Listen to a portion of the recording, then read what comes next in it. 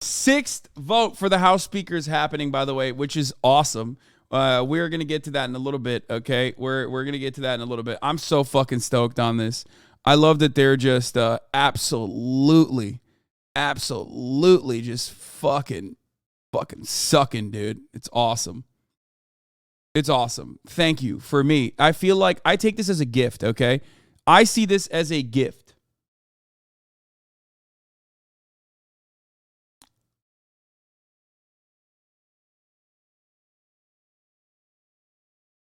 Will they run out of times for them to vote? No.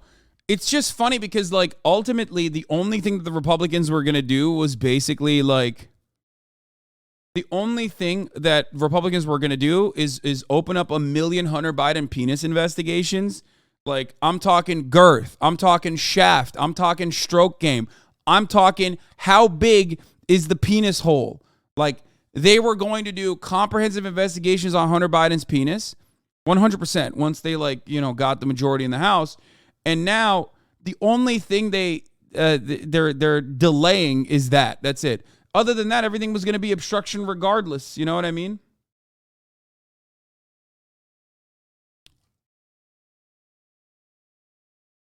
And now he's like losing support. Ryan Grimm, friend of the show, is correct. He says the job of a speaker is to cut deals and get votes. Every roll call where he doesn't do that is making a case against them, a self-reinforcing vicious cycle. Now, we already knew that the Republican minority, like a minority of groups in the Republican Party, a minority of Tea Party caucus members, were going to absolutely go fucking crazy and destroy any kind of like legislative agenda that the Republican Party may have had, which they don't really have. Let's be real. What the fuck is their legislative agenda? It's just like cutting taxes, right? Oh no. Oh no. Andrew Bottom G. Tate is displaying very beta body language compared to the Alpha prison transport van. Oh no, you hate to see it. Anyway, they weren't going to do that. They weren't going to do that regardless. How many tries will it take? Don't say as much as possible. Do you think someone will... Right now, anyone that tells you they know exactly what's going to happen is kind of lying to you because, like, things are up in the air. Things are up in the air. Why is it up in the air? Because, like, anything could happen, really, depending on quorum, depending on depending on how many people, like, don't show up. You could literally fucking get, like, a majority. You have a situation where, basically, if the higher levels of the Republican Party start getting frustrated, like if the long-term old school Republicans start getting frustrated, Kevin McCarthy's inability to like actually whip the votes, they will turn around. They will turn around and basically say, all right, we need a new guy who can get the job done. So there is that too. Do you think the Dems will cave and give McCarthy a few votes? I think that would be absolutely insane. Okay? I think that would be absolutely fucking insane, but also it would be pretty funny and therefore not surprised if that does happen. The reason this is happening is because the Republican Party is giving complete and control of the party to like Red Steez and Cat Turd. Shocked it's not working out better, to be honest. It's like they're waiting until 8 o'clock to see what Tucker wants them to do, but then it's one of those nights where he just attacks trans people and does a segment about horny raccoons. So we got to wait another day. Yeah. No, they've openly stated this, by the way. If you think that this is an exaggeration from Andrew Lawrence, friend of the show, of Media Matters for America, it's not. Insiders have already talked about openly stating their desire. Their fucking desire.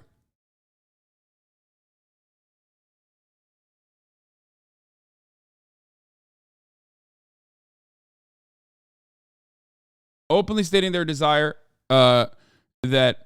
Sorry, I just had a little brain fart. Openly stating their fucking desire that Sean Hannity and Tucker Carlson are going to yell at them. Okay?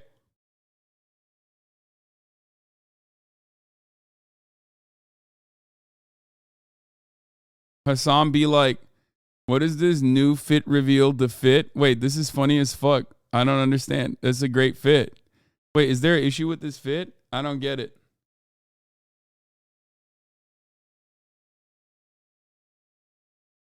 I mean, this is like actually a fire tweet.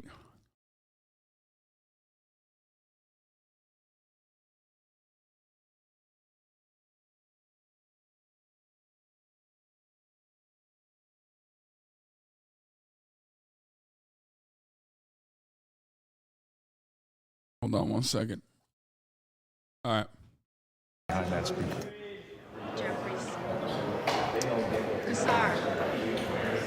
So Buck has supported Kevin McCarthy on multiple ballots here, but he's made it clear that if McCarthy does not have enough Republican support, then obviously it would be time to step aside and for Republicans to rally behind another candidate. I asked him, if not Kevin, then who? Well, he said McCarthy's number 2, and that would be Steve Scalise, Kira. Wow. Okay, so he came forward and did confirm that. So Byron Donalds told you when you caught up with him, Rachel, that they were more than likely going to convene after this vote, possibly behind closed doors with Kevin. Okay, where was I? Stop sending me that Aiden take. I know the Aiden take. Okay, it's old. I don't care. I don't care to show it every single time. Okay. Anyway, where were we? Where the fuck were we? Hold up. Did I just close the other tabs? Oh, yeah, here.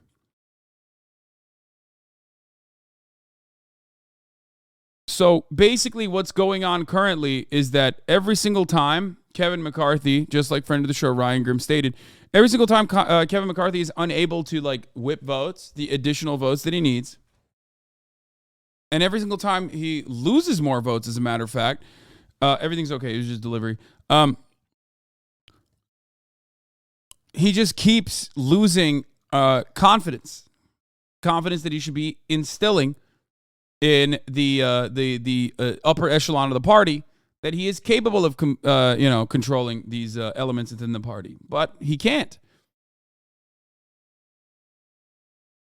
It's one of the things that sets us apart from our friends on the other side of the aisle. Yes, diversity of thought is a good thing, but they want us divided. Diversity of thought is a good thing. Yeah, unlike the Democrats who don't have any of it. Well, I mean, I guess that's true. But the Democratic Party and the Republican Party do not have any fucking diversity of thought. They just all operate under the same guidelines, under the same structure. They want us to fight each other. That much has been made clear by the popcorn and blankets and alcohol that is coming over there.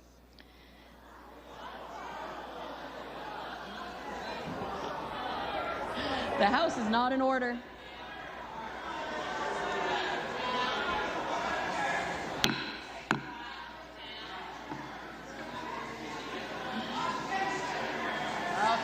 The House is not in order.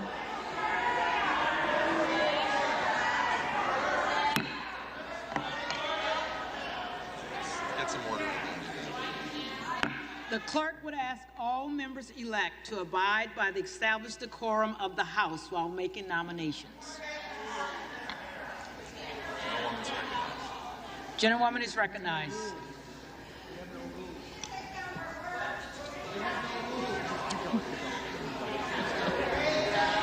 As evidenced by my colleagues' actions.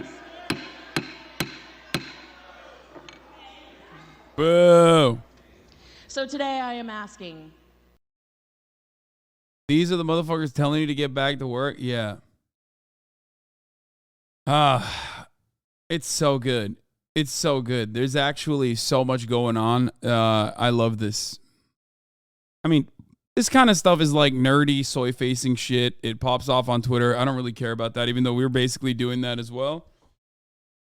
But I love it. I love it. I love it. Especially because no matter what happens, like the midterms are over. So the Republicans have a majority in the House. And no matter what happens, they're still going to be disruptive. They're still going to, their entire goal is to like undermine the Democratic Party's like agenda, which they don't really need too much to do because the Democratic Party keeps undermining its own agenda, as we saw when they held majorities in the House and also Senate. So ultimately, it's just like American politics have got to a point where it's like, which party is going to be incompetent? It's a race to the fucking bottom. Santos. Santos. Sarbanes. Bro, this dude's name is not Santos, dude.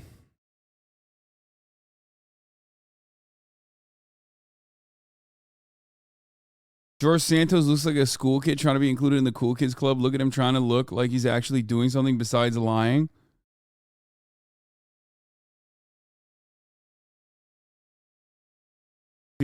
Dude, he did not respond to the name Santos, bro. That's my new suspicion. Maybe his name is fake too. God, he's so awesome. He's so awesome. Tucker Carlson's segment on the vote. I thought he didn't do one. Good evening and welcome to Tucker Carlson tonight. Happy first Tuesday in 2023. The fun never stops. We thought we'd be able to announce a new Speaker of the House tonight. We thought we knew who it was going to be. But no, the race for Speaker is still ongoing. Voting's been suspended for the day. It's going to resume again tomorrow.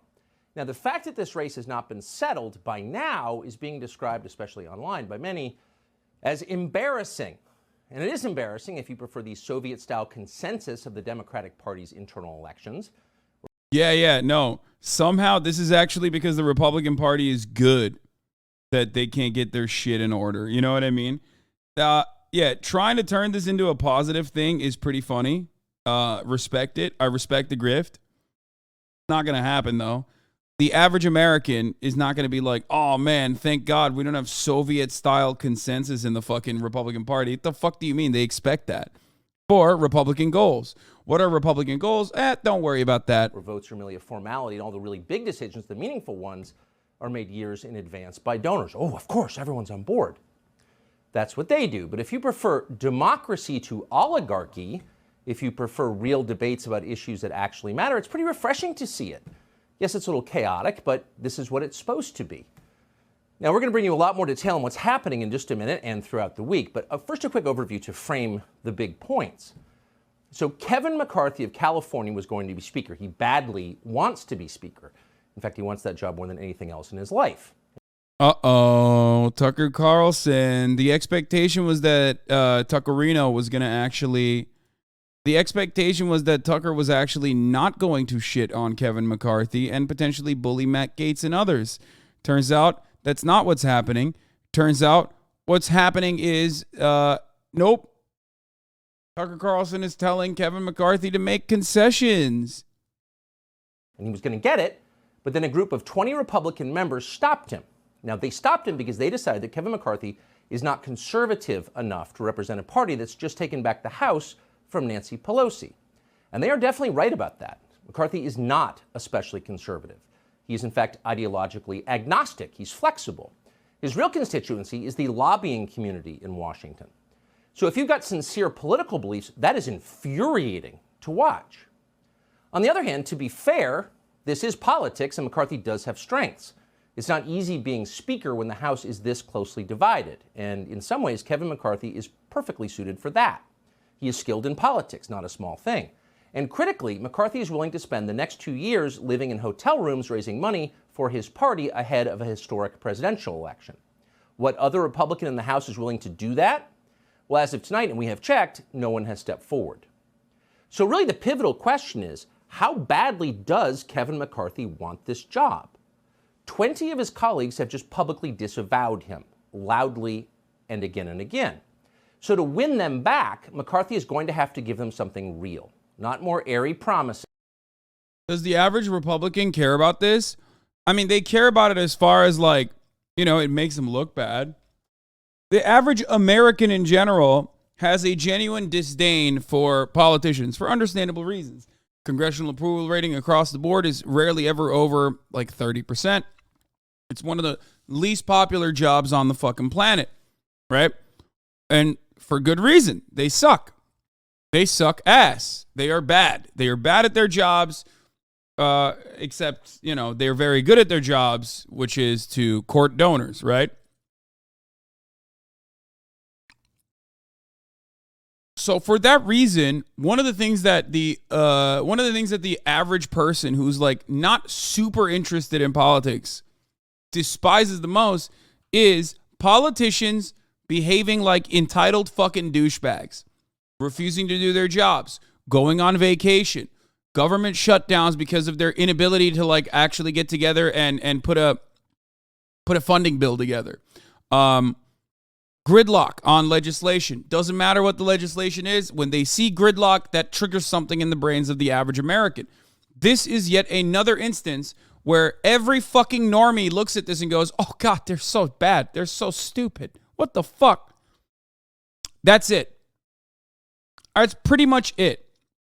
Like, they don't really care because ultimately, what is the Republican Party's goal overall? Especially when the president is a Democrat, especially when the Senate has a majority Democrat, the majority Democratic Senate.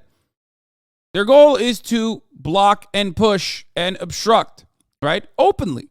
This is something that Mitch McConnell pretty much redefined the genre on once under the Obama administration, even when there was a devastating economic collapse caused by George W. Bush and his administration. Mitch McConnell said, I don't care about, fixing America's economic issues. I care about making sure Obama is a one-term president.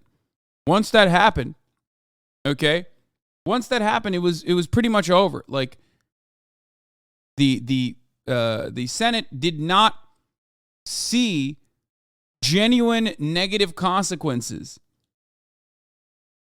Now, of course, Mitch McConnell did not win or did not get his goal, right? Obama was a two-term president.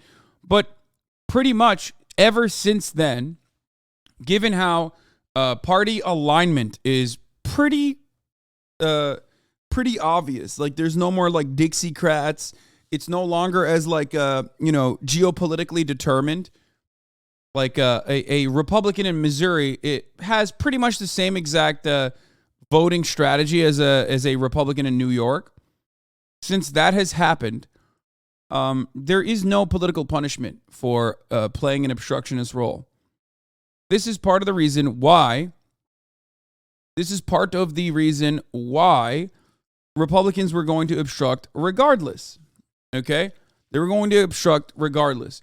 So they don't really need a fucking speaker for that. You know what I mean? It doesn't matter. They don't need the House of Representatives to work for that to happen. But having said that, if your goal is to obstruct and you don't have a Speaker of the House and you can't like continue with like regular House proceedings because you don't have a Speaker of the House, you look like a goober. You look silly. You look like you're lazy. You look like you're stupid. You look like there's too much internal disarray in your party. And the average person, the average Republican is going to look at that and go, yeah, I don't like that actually. I do find it pretty funny that like because they are so good at obstructing, Republicans are so used to obstructing that they are basically obstructing themselves at this point. It's pretty funny. AOC spoke on this last night, but let me finish the Tucker Carlson video and then we'll get to that. Specializes in. He's going to have to give them actual concessions. If Kevin McCarthy wants to be the speaker, he is going to have to do things he would never do otherwise. Like what? We can think of it. I could think of a couple things, okay? Like at the top of the hour, there's a 3-minute ad break. A concession I can give you is subscribe for $5 or for free if you don't want to watch the ad break and you want an uninterrupted broadcast experience. Okay? That's pretty simple. At the top of the hour, every hour, there's a 3-minute ad break. In the middle of the hour, there's a 1-minute ad break. Back in the day, there used to only be a 1-minute ad break. If you go far back in time, there was no ad break whatsoever. What's going on? Well, what happened is Amazon and the corporate overlords decided the minimum ad density is supposed to be 4 minutes. Now, of course, a concession that Kevin McCarthy can tell you is subscribe for $5 or for free with a Twitch Prime. By connecting your Amazon Prime account to your Twitch account, you get 1 free Prime subscription to enjoy the Hasanabi broadcast in an uninterrupted manner. Another thing you can do is get gifted a sub. Many people laugh at that prospect. They say, that's crazy.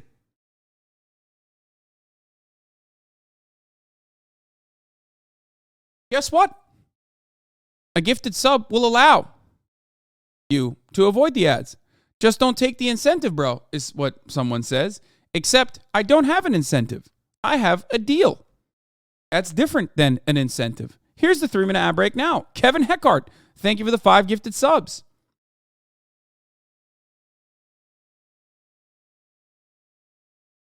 Papa Scott's, thank you for the 5 gifted subs. Sivoya, thank you for the 5 gifted subs. The Sphere Hunter, thank you for the 5 gifted subs. And Carlos de Verdad, thank you for the 5 gifted subs.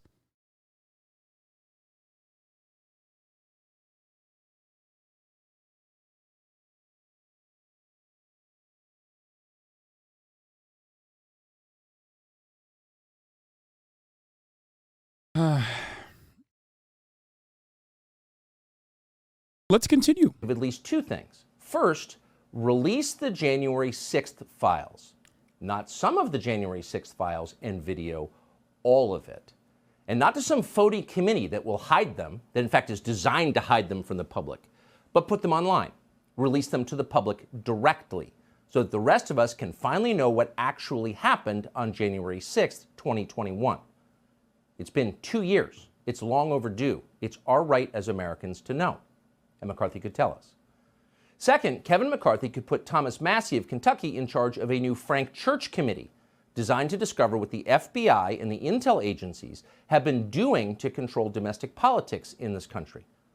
I mean, this is exactly what they're going to do. It doesn't matter who the Speaker of the House is. They're going to do this regardless. Top of the Hour bot gave that a 7. Yeah, because there's like 40,000 people in here and some of them are pissed off. I think like the perfect segue, I did run the ad break. The perfect segue comes at the top of the hour when I deliver it in a way that's like, you know, definitely entertaining, but like not so disruptive that it caught you off guard. Because sometimes if the segue is too good, people get pissed off and they literally fucking hit you with a low score on purpose. They've been doing a lot, but no one in Washington wants to talk about it. This topic is effectively off limits and has been. In fact, no one's talked about it for almost 50 years. And so because no one has talked about it or stopped it, the rot has spread and democracy has withered. You can feel it.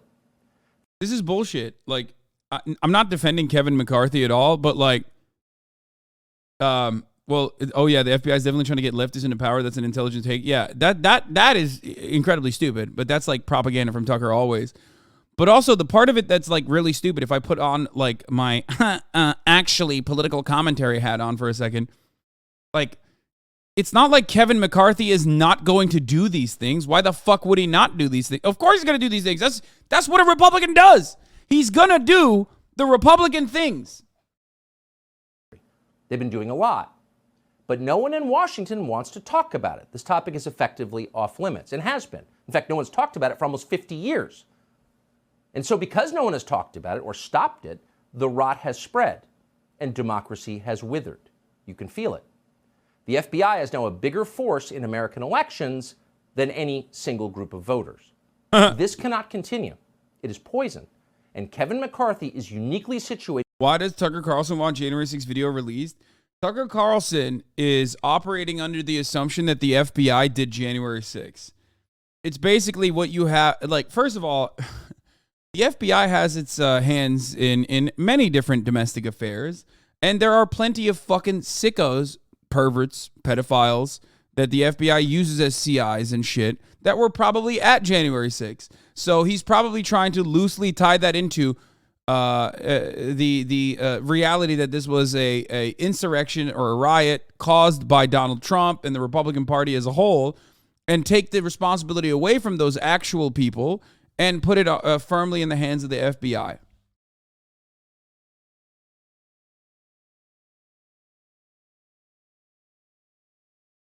Waited right now to stop it. So by striking a deal with his 20 colleagues, McCarthy could restore our system to health and at the very same time get the job he has always wanted. It's not so complicated. Let's hope he does it. I think it's low-key because, like, I think they just don't like him in general. Like, they think he really wants to be Speaker of the House, which is understandable. He is. He's always wanted to be Speaker of the House. And I think they just kind of don't like that. Like that's pretty much it as well. That's part of it. It doesn't really make a lot of sense.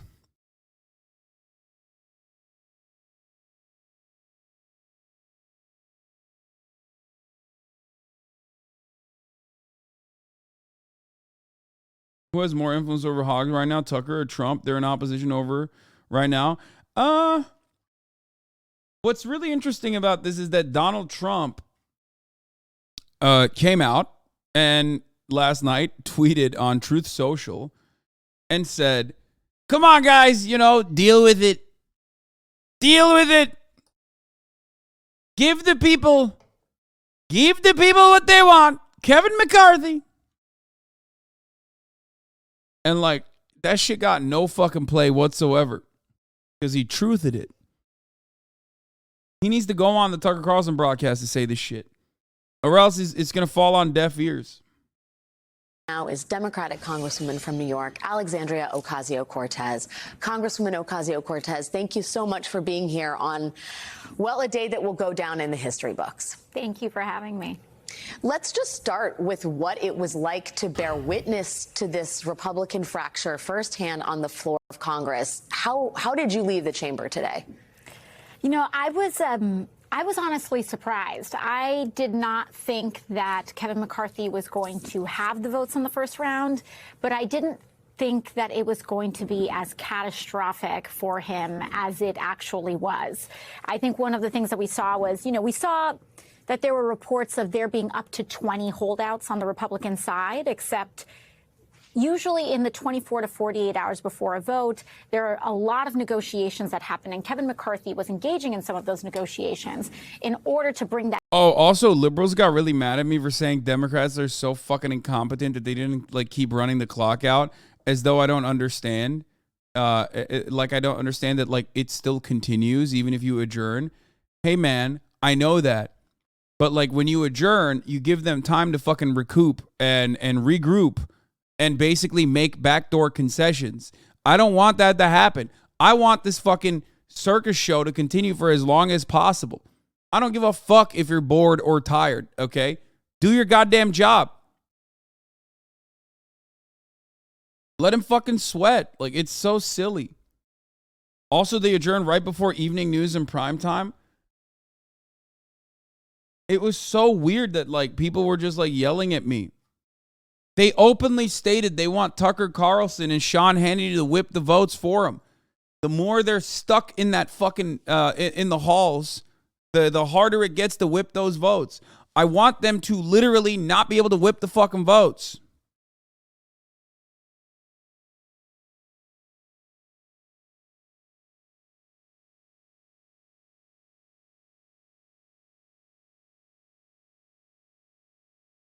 That number down. Now, I didn't think he was going to have the vote at all, but we at least thought that number would be less. But to get into the high teens, in nearly 18, 19 members refusing to support his speakership is an astonishingly high number. And I think it very much speaks to the lack of faith among elected Republicans that they have in Kevin McCarthy's speakership. And for him to have several months since the November elections and still not be able to clinch it, I think is very much a testament to a lack of leadership. This also signals to everyone what we already knew, right? This was the easiest lock. If you're even a little bit familiar with American politics, if you're even a little bit familiar with the Republican Party and how it operates, especially in the House of Representatives, you would know that they were 1,000,000% going to do this. They were going to have issues whipping votes when they have such a slim majority in the House of Representatives for any kind of fucking package, any kind of bill that they have, because the Tea Party, which they did this even under Donald Trump, will absolutely run the conversation. And it is very surprising to see that, but in the contrast on the Democratic side, we didn't have a single defection. And that unity is very much going to help us in, hopefully being able to secure some procedural wins and take advantage of certain moments. And I definitely want to return to that topic in terms of the Democratic unity and the conversations that have been happening inside the caucus. But it did not go unnoticed, shall we say, on the internet and elsewhere, that you were on the floor having some conversations with Republicans, including Matt Gaetz and Paul Gosar. Can you enlighten us at all as to what those conversations were like? And is there any hope that you guys work together to get Hakeem Jeffries elected as Speaker of the House?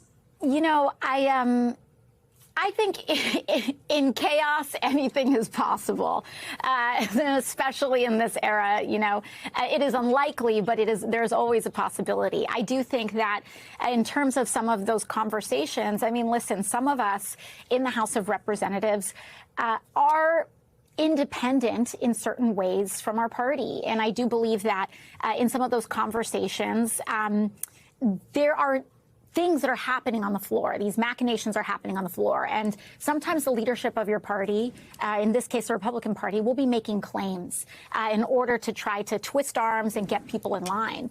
And a lot of times, information and truth is currency. So sometimes to be able to fact check some of the claims that McCarthy is making, whether Democrats are going to defect or not, et cetera, is important in order to keep him honest and to keep people honest in general. And so, you know, I think what was important today was to send the message that we were united behind Hakeem Jeffries as the now minority leader or as leader of the Democrats, and that there would be no defections, that Democrats are here, we're not going anywhere. And if they want to play ball, we're open to that. That's going to make a lot of people, I think, on one side of the aisle very happy and a lot of people on the other side of the aisle very concerned. Is it your sense that there is a plan that the Freedom Caucus has? I mean, there's a real question about who's driving who's running the operation here, who's driving the bus. Is it Kevin McCarthy or is it, you know, Andy Biggs and Paul Gosar and Matt Gaetz? Well, I think one of the central challenges here is that in Kevin McCarthy's speaker run, within the Republican caucus, there was no number two. The Republican caucus did not really have a full-throated race for speaker. There was no challenger in the last 2 months that has emerged, and I do believe that that is the central Republican problem. Whether McCarthy pulls this through or not, the core concern here is who would ascend to that seat. I do not believe that Kevin McCarthy has the votes. I believe that a lot of the opposition to him is very personal. I believe his leadership style is incompatible with a lot of Republican members and certainly the Democratic caucus. And so I think that is the central question. If not him, then who?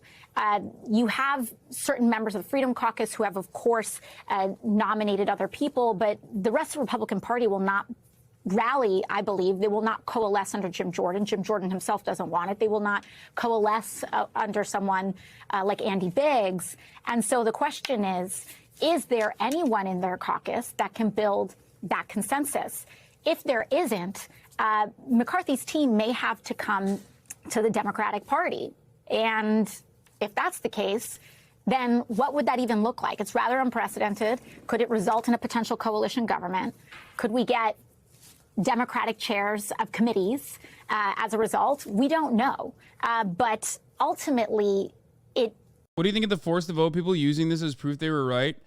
I mean, I hate to admit this because it usually gets all the fucking cranks in here to yell at me, but like, if anything, this literally shows that they were wrong.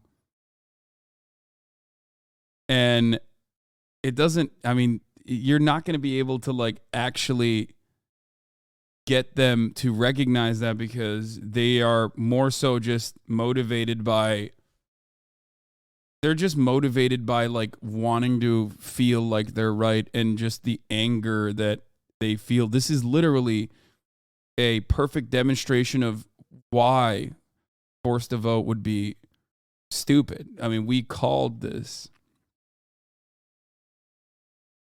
Like what they wanted to do was put a Medicare for all bill on the floor. Like that was one of the concessions that they wanted, which would have gotten eviscerated. What would voting on Medicare for all done? I still haven't seen an actual adult answer this basic question. Lamau, Biden ran as an anti-Medicare for all candidate and he won. Like, what were they even talking about? Exactly. And at the time I told you, like, if that concession came through,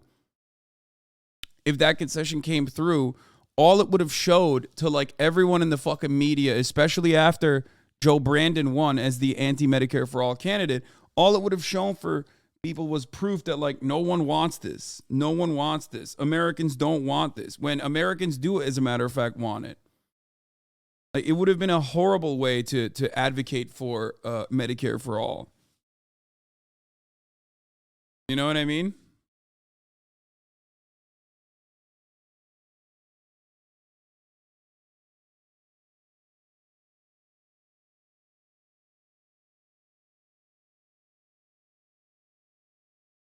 To put them on the record, I know, but like we already know that they don't want that shit.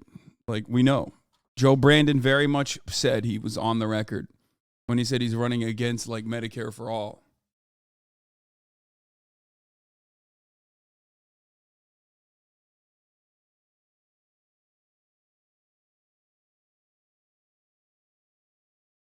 They are on the record.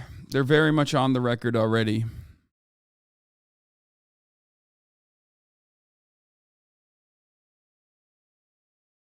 What we saw here today is that in the last 2 months and now, Kevin McCarthy failed to unite his caucus and failed to even, I think he failed to respect the power of the Freedom Caucus enough as well. They are members of his party in order to build that coalition together. He failed as a coalition builder not once, not twice, but 3 times. And we reconvene tomorrow morning. And I'm not quite sure what he could or would do that would change the calculus between today and tomorrow. Nope. And that's a huge question. We know that well, we know that there's not really much he could do, and he hasn't. And the more this goes on, the more he hemorrhages support, which is fucking awesome.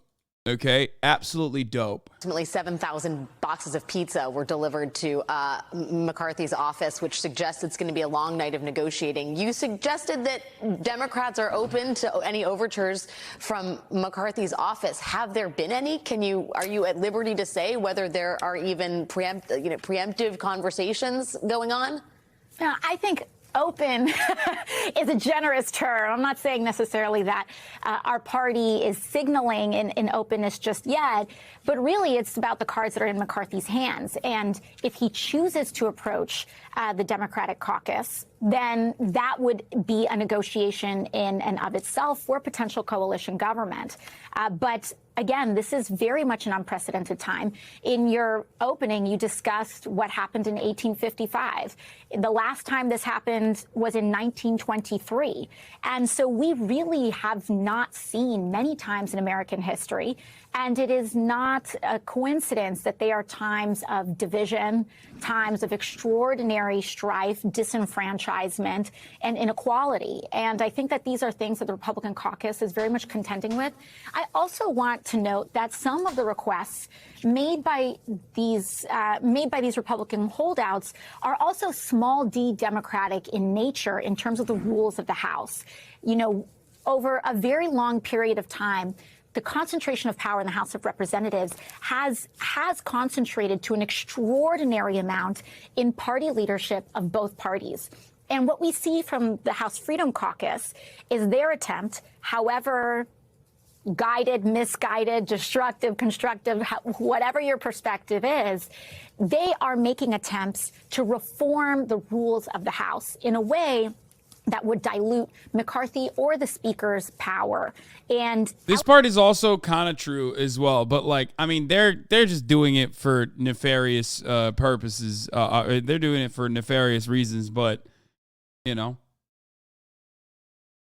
elevate the power of of individual members in the House, and that I think is an essential crux that is part of the rub here in their inability to create an agreement. So, if McCarthy really wants this, he really needs to look at how he can get to the 218 that he needs. And you got to find that math somewhere.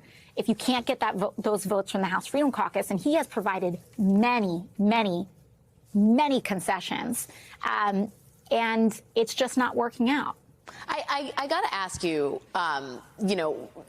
getting concessions from leadership can be done in many ways. And the House Republican Freedom Caucus has chosen a pretty public and fractious way to gain concessions. What happened on the Democratic side of the aisle in terms of this unbelievable unity in a very big tent party? I mean, what was the conversation like between parts of the Democratic Party that are much further left, much more progressive than some of this more centrist leadership, and in particular? Yeah, I mean, Nancy Pelosi is a significantly better whip. We've talked about this before. As a matter of fact, like that's kind of what makes her so evil and so awful as like a politician. If we're thinking about it in terms of like helping the American population, and meeting their needs or demands, right? But she is a very good whip. She's a very good fundraiser and she's a very good whip. And she whipped the shit out of the fucking party. It was like out of the question. Hakeem Jeffries, the new leader. Can you talk a little bit about that? Yeah, I think there are a couple of things that are happening right now. One is that in order for us to take advantage of the fracturing on the Republican side, we have to operate as a full entire bloc. This margin is extraordinarily slim. We're talking about a margin of 4 votes. Yeah, they want committee positions. Matt Gaetz wants the chair of Armed Services Subcommittee. Representative Andy Harris wants to head the Appropriations Subcommittee on Health and Human Services. 4 out of 9 Rules Committee seats to be hardline conservatives. That's like what they're looking for. Yeah, they want committee positions on top of like other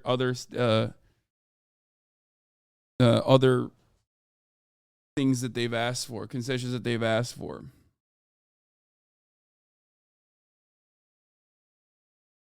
I mean, hey, they're playing fucking hardball, baby. They're playing hardball. They're playing politics. Votes. And so if they get to a point where they lose 4 or 5 votes and we stay 100% united, then there are possibilities where if it's not this vote, it could be other votes. There are procedural moments in the House where you can prevent, in their case, catastrophic legislation from coming to the floor if we remain united. I think some of these conversations coming forward is an acknowledgement of the severity of this point in history. We are talking about a very real danger in a Republican-controlled House. And that could mean that a very narrow, slim margin of 4 to 5 votes could have implications on whether we can raise a debt ceiling. It could have implications even on the 2024 election. And January 6th was all about the refusal to certify every state's election results. And it is no secret that Republicans have indicated that there are several who are willing to do it again. They're willing to reject certification of a presidential election if they do not like the results. And I believe that on the Democratic side, the acknowledgement of how fragile our democracy is in this moment is a critical part to that unity. We absolutely have differences, but I think a willingness to put that aside in order to figure out how we can navigate and exploit some of these major moments to advance really the issues of working people, raise wages, protect health care, and really defend a lot of the gains that we have made in the last 2 to 3 years is going to be very critical. Yeah, it's so important to underscore the fact that the last time this happened beyond 1923 was the eve of the Civil War, and it really does feel like an inflection point in terms of major social issues, race, identity, the whole lot. No one knows. Yeah, last time this happened, the parties were not as united internally, okay? Party lines back in the day in the United States of America were more aligned with, they were not as aligned, okay, as they are now. This is something that you need to understand. This is something that I briefly mentioned in the beginning of the broadcast as well. Back in the day, you had Republicans in the North that were more progressive, and you had Democrats in the South that were more racist and significantly, more conservative. Parties back in the fucking day, literally, or legislators back in the day, cared more about their internal constituency, their immediate geopolitical struggles, significantly more than just towing the party line. This was why there was a lot of struggle internally within parties. Okay, I'm not even just talking about the party ideology changing, because that is a very hyper simplistic way of looking at it. Like the Democratic Party became the woke party, the Republican Party is no longer the woke party, is actually a very simplistic way of looking at it. Okay,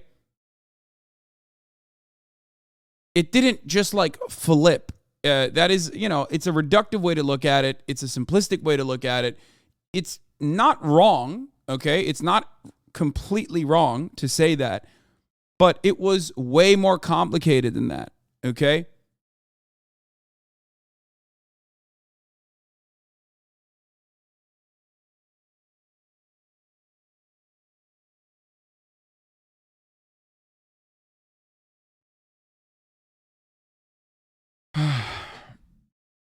So somebody on ABC earlier said this reminded them of January 6th. It does, but in the funniest way possible. This actually does remind me of January 6th. Why? Because it's disruptive in the funniest way, because it's like disrupting a symbolic thing that you have to do. You know what I mean? It's like it's totally just like it's totally just a symbolic thing. Like, oh, who the Speaker of the House is going to be, like voting for that. Like everybody fucking knows who's going to be. Right? Whereas it's like goalless, okay? It's just pure mania. It's being done to disrupt a purely symbolic function of the government. It is identical. It is identical in that regard, okay? Less chaotic, less death, but overall, it's kind of similar in that regard. Like, January 6th was aimless when you think about it. I said it at the time. What, you think if they stopped the votes from being officially certified by the vice president, that like all of a sudden Trump was going to be the president? No. That was never going to happen, right? Like if they were successfully able to stop the process, which they did, what, you think Americans were going to magically go, oh, well, I guess they didn't certify the results? No, it was pure symbolic. It was like a bullshit thing that they have to do.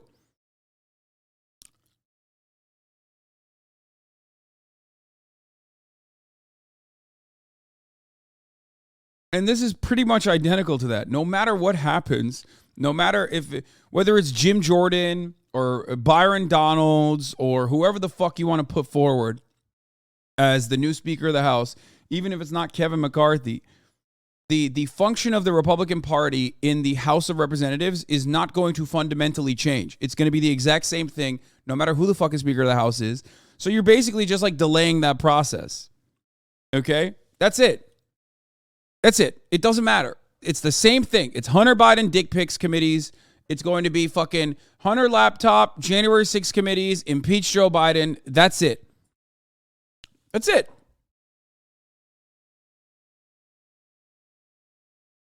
So let him fight. Knows what's going to happen. We are so deeply grateful for your time, Congresswoman Alexandria. So I personally love this chaos. Very specific about never bringing a vote to the floor, whether it was a leadership vote or a vote to pass a bill, unless she knew it could pass. Not just because it would be a bad look for her as the speaker, but because it doesn't show us as a legislative body doing our job when it's all over C-SPAN and then it's all over the newspapers. So I hope that they're able to come to some kind of a conclusion. I don't think that they should rely on Democrats to bail them out. Because certainly if the shoe were on the other foot, that would never happen. I think it behooves the Republicans to come together and to maybe put a little of their, ideological intransigence aside and recognize that they work for the people. They don't work for themselves. And for some stupid rule change that, they're looking for. So that's my hope that they, if they do the motion to adjourn, that they need all the Republicans on, at least most of them on board to get that done. And then hopefully maybe there'll be a vote later on tonight. Probably not. I would think it's probably tomorrow, but we'll see. Hopefully they'll be able to make some ground. But today doesn't make one hopeful that that's going to happen. Well, we are kind of holding on to hope. I mean, if anything, Kathleen, it's been very contentious since yesterday, and we have learned a number of things, a lot about. Bro, you know what this is? I hate to be super lib dub here, but this basically is Ron Swanson in Parks of Recreation, okay? A libertarian who is working in this like local government position who internally tries to disrupt the process, right? That is exactly what these guys are doing. I mean, that character is written off of guys like this. You have these fucking weirdo right-wing conservatives who are like, I'm a part of the government because I want the government not to work, okay? So that's what they're doing. It's what they would do regardless of who the fucking Speaker of the House is. And this is an opportunity for them to basically, yes, as you correctly called out, commit political arson. Because like they have no genuine worldview. They have no political aspirations. The goal is just to basically hold, block, push, and farm their fucking donors.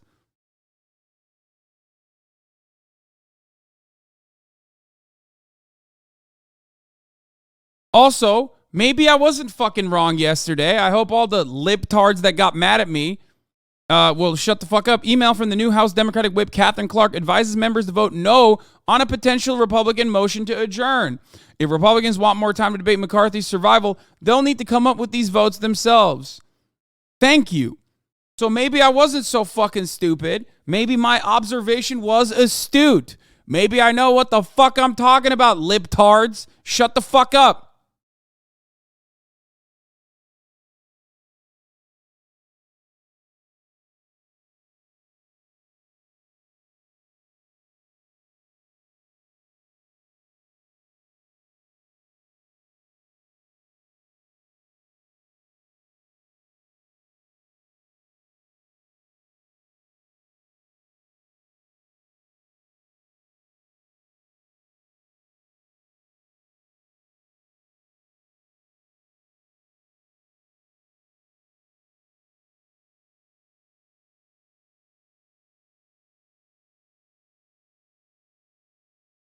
No, lock them in. Lock them in. Make it as hard as possible for them to fucking gain concessions, to make concessions. Make it hard for them to actually fucking run around and whip votes.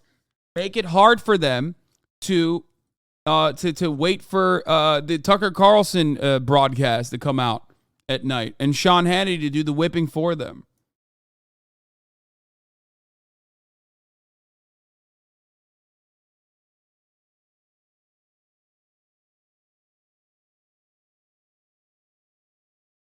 One lib agrees with you and you start cussing out the people who pay your mortgage, thirsty himbo. Wait, what? No, it wasn't one liberal who agreed with me. I said that they should do this yesterday because I think that that was the smart thing to do. From colleague Tyler Olson, GOPers are expecting an adjourn after the sixth failed vote for Speaker. Needs a simple majority if they go to roll call vote, but they could also adjourn via unanimous consent or a voice vote. Lock them in. You made it to green text law? Wait, what?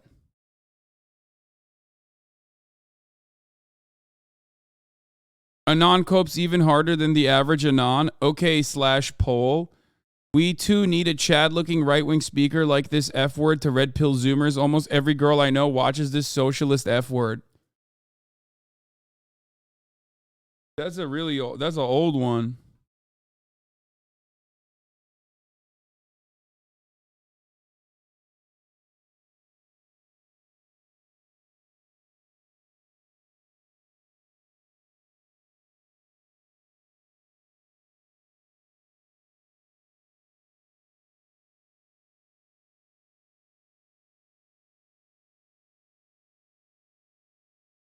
That's crazy. The comments are a mess. Ignore it. Yeah, the comments are basically saying that my elbows are too pointy. I scrolled through the comments of the green text comments, and it's like a litany of people being like, elbows too pointy, wouldn't hit, 0 out of 10. And then like people being like, he's a rich guy. He's rich. He's super rich. Which is always funny. It's like, thank you, I guess. I don't understand. Like I think I might be the only motherfucker on the planet who gets shit on by his haters who literally keep saying how fucking successful and wealthy he is.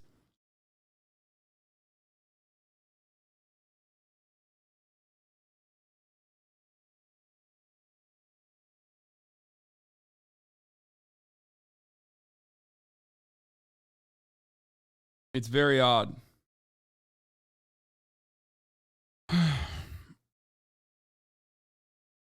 How late are you going to stay up watching the speaker votes? We're going to move on. They'll probably be able to adjourn, by the way. Asked Andy Biggs if he's still a hard no on McCarthy. Yes, he said. Nice. About the process.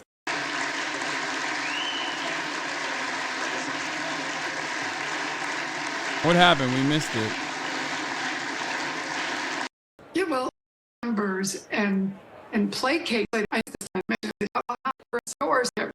missed it. The clerk in 30. Stop putting him on air too. Of which the Honorable Hakeem All right, here we go. Jeffries Listen to of the state clerk of where New we get a York final has tally of the received 6th vote. 212. Oh, it's just for Hakeem Jeffries. Having received the majority of the votes cast, a speaker has not been elected. Boom! For what That's purpose 6, does the gentleman baby! from Oklahoma rise? I move that we adjourn until 8 o'clock this evening. They're booing Questions on him! the motion to adjourn. All those in favor say aye. All those opposed, no. The ayes have it. What? How do you know? This part I never understand. The motion is adopted. Oh, shit. They're fucking pissed, dude. How do they know? Is a member demanding the ayes and nays? Yes! Count them! Count them! Keep them in the fucking room! Count them! The House stands adjourned until 8 p.m. tonight. What? There we go. All right. Kevin McCarthy losing 6th round there of voting for Speaker. You heard the clerk calling out the final numbers. And Listen, then, of course, I don't want to fucking hear from the oi bruvs about how fundamentally... I don't want to hear from a single European fuck, okay, about how fundamentally broken the American government is, okay? You are correct that we do not have even, like, the tenets of a normal social democracy, okay? You're correct on that. But this kind of disarray is so commonplace in your countries that I don't want to fucking hear from you, okay? Half of you motherfuckers can't even build a government, okay? I don't want to hear that. I don't want to hear that. Eurocucks. This is us picking all the worst elements from you guys and none of the best ones, okay? Yeah, Belgium didn't even have a government, okay, for like many, many years. So I don't want to hear from any motherfucker in here. I don't want to hear from the oi bruvs. We've seen your order, fucking ass bullshit in your parliament. Anybody called for a roll call vote, so now we're going into that break just based upon that voice vote of people calling out yay and nay. So now they come back at 8 o'clock. That gives Kevin McCarthy 3.5 hours and his allies to meet with that group of anti-McCarthy votes, those 20 votes that went against Kevin McCarthy on every successive ballot today, including that one present vote that we saw, and have conversations with those members about a potential deal that could finally get Kevin McCarthy over that 218 vote threshold that he needs to become Speaker of the House. He has not had any votes turn his way, and in fact, he's lost votes over every successive ballot, both yesterday and today. So he's got about 3.5 hours to come to some kind of a deal, to huddle with lawmakers, or they have to go back to the floor and either vote again on another ballot or vote to adjourn until later in the evening or tomorrow, Kira. So Kevin McCarthy and his allies on the clock right now to see if they can strike some kind of a deal before 8 o'clock that would put him in a position to become the next Speaker of the House, or at least show forward momentum, a deal that would pick up some votes but not necessarily get him all the way, and stop the momentum that that anti-McCarthy faction has been picking up gradually, right? They've been picking up a vote here and a vote there. There's even one vote for president, as we said. That is Kevin McCarthy's task over these next few hours. Order on my left. There you go. I don't want to fucking hear from anybody else, okay? Oh my God, that's so funny. He's literally...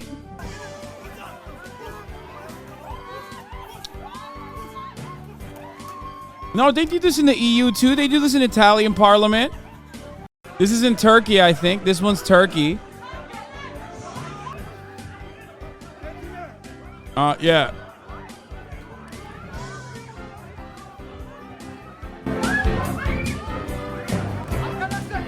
Arkadaşlar. That's Turkey.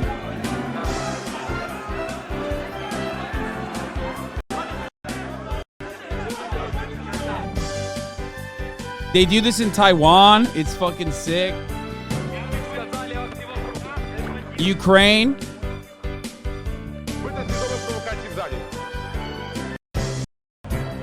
Oh, that one was wild. This one is wild. Look, look. I remember this one. This one was like recent, wasn't it? This one's sick. Watch this one.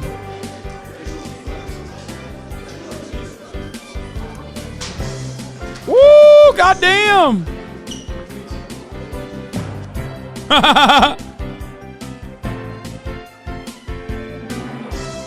For the record, I don't mind this. I think this would be way more fun. I am in favor of this. I'm an advocate for this. I think that more fist fighting would be significantly better for Congress overall. I think it's fire.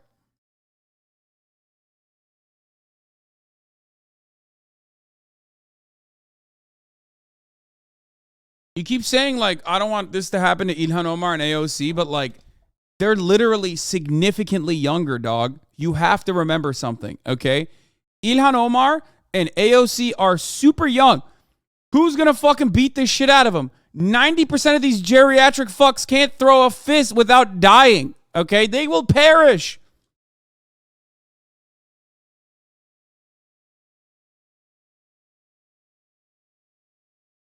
The only issue with this kind of thing is that, like, Republicans very openly have shown that they are interested in bringing a gun to the floor. So that is one that I'm afraid of. You know, they have openly stated one of the first things the Republicans did was take away the fucking metal detectors, dude. Which is wild. It is kind of wild that they literally, that was the first thing that they did. They took away the metal detectors like yesterday.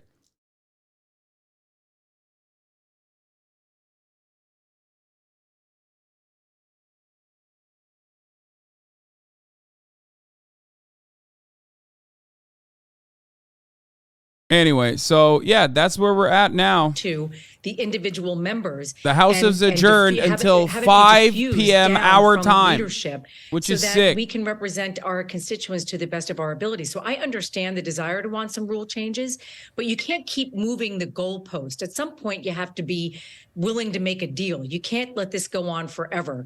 I just don't know how. I mean, they seem to have like very thick skulls, these 20 people who have, been obstructing McCarthy from becoming speaker. So we'll see if they're able to penetrate that cement.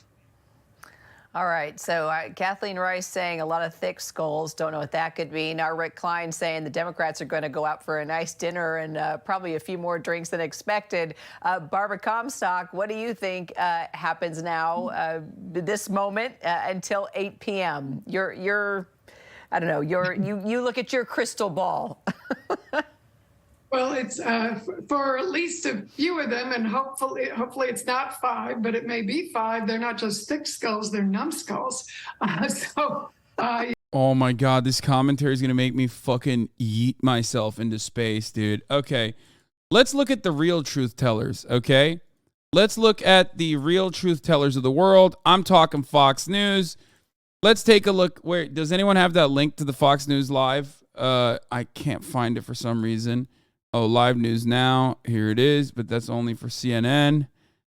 Here, I'll find Fox News from that. Who has been the nominee, the opposition nominee today, is still not the consensus candidate. We still don't have one. In the meantime, Kevin McCarthy has lost ground. What's interesting, though, Neil, is that Byron Donalds actually thinks that Kevin McCarthy still has a chance as long as we work through the process here. Watch. The GOAT has spoken. Oh, what did he say? I suspect, to my horror, that there may well be some Frankenstein coalition created from this impasse, an abhorrent manifestation of House rule that America has never witnessed and the American people have never authorized. Like,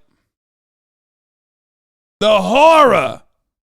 What you don't understand is that there might be a horrific coalition of the masses here. I say.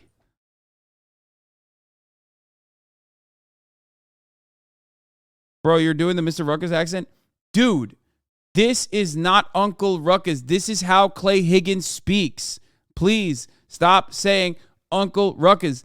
This is literally how Representative Clay Higgins speaks, okay? He sounds like fucking Benoit Blanc, Foghorn Leghorn. I mean, dude, here. I think that we need a refresher on why I love this man. Okay, here. The Gremlin Street Gang is responsible for hundreds of violent crimes, murders, armed robberies, witness.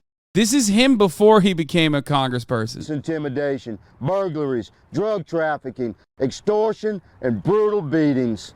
We've arrested 10 of these thugs and have warrants on 7 more.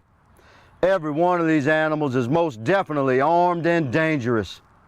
Darren Carter, Aaron Carter, Travis Cooper, Cody Guidry, Jaron Diggs, Kirkland Demochet, and Jonathan Landry. We have felony warrants for your arrest. You will be hunted. You will be tracked. And if you raise your weapon to a man like me, we'll return fire with superior fire. Darren Carter, you think men like these are afraid of an uneducated, 125-pound punk like you that's never won a fair fight in your life and holds your gun sideways? Young man, I'll meet you on solid ground anytime, anywhere, light or heavy. Makes no difference to me. You won't walk away. Look at you. Men like us, son, we do dumbbell presses with weights bigger than you. And the convicts in jail, most of those men are good people who just found themselves crossed with the law. They're not evil, and they don't respect you or any punk like you. They'll talk. Dude. It's like, it's so perfect because it's unhinged. It's incredibly unhinged and racist, okay? Like, he's saying, like, y'all are thugs, you know, like all that shit. I mean, he's just basically calling him the N-word, okay? But then also, in the weirdest way possible, like, he's like, many convicts have just found themselves in dire circumstances, and that's why they're in prison. But they're good men. It's like, it doesn't tell you the measure of a man. Like, that is so perfectly American, okay? No, he's not talking about the white ones. We're in Louisiana, brother. There's like 8 white people in prison in Louisiana. Okay, I'm exaggerating, but like, come on. In Louisiana, if you're black, you're immediately like, they're gonna fucking get you for something, okay? They're gonna put you in jail permanently for anything, okay?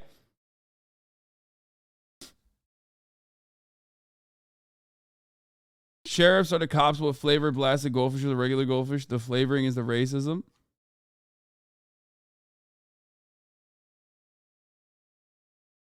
Oh, by the way, yeah, this is on their local news station. Try imagine Clay Higgins in a tender moment like this with his wife. You have a right to remain lovely. Anything you want to make for dinner won't be held against you. He is he is the theater kid. Like, this guy could have had a dramatically different life experience if he went to like a liberal arts college. You know what I mean? It's so obvious, which makes him like the perfect Republican. He always wears like weird 3-piece suits and shit too to Congress, and he brings this energy to everything he does. Whether it be going to the Holocaust museum and like cutting a secret video that he was not allowed to film, reporting from Auschwitz. Sorry, not Holocaust Museum. Be a railroad anywhere, right? Except for this one's at Auschwitz, Birkenau. The expansion of Auschwitz, where 4 more large gas chambers were built. They could murder 2,000 people at a time. On these rails. Rode those. That's B-roll, bro. He cut B-roll. Come on. Come on. He cut B-roll. Why did he shoot this video? Why did he shoot this video? What's the most significant part about this? What was the main point? Never again means we need to make sure that America has a DHS that is adequately funded. Okay? 4 souls hauled in from all over Europe. It says many as 20-25% of them died on the train. Bro, he literally, this is B-roll. Like, he shot this B-roll specifically so he could cut it in. Come on. That shows vision. That shows direction. That shows this man is 1 million, at least it's not a Holocaust denier. I love that is our metric now. Like, the Republican Party is so fucking unhinged that you have motherfuckers in here unironically being like, well, at least he's not a Holocaust denier. I don't know. I'm no big city lawyer, but I think like maybe we should put the bar up a little bit higher than that, dude. That's crazy. Okay? That's crazy.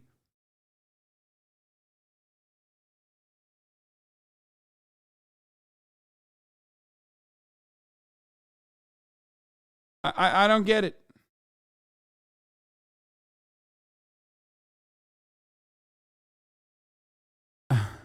Toss you around like a rag doll. I encourage every citizen watching this to look into your own heart and find the American courage that conquers all evil. I implore you to listen to this message and stand up.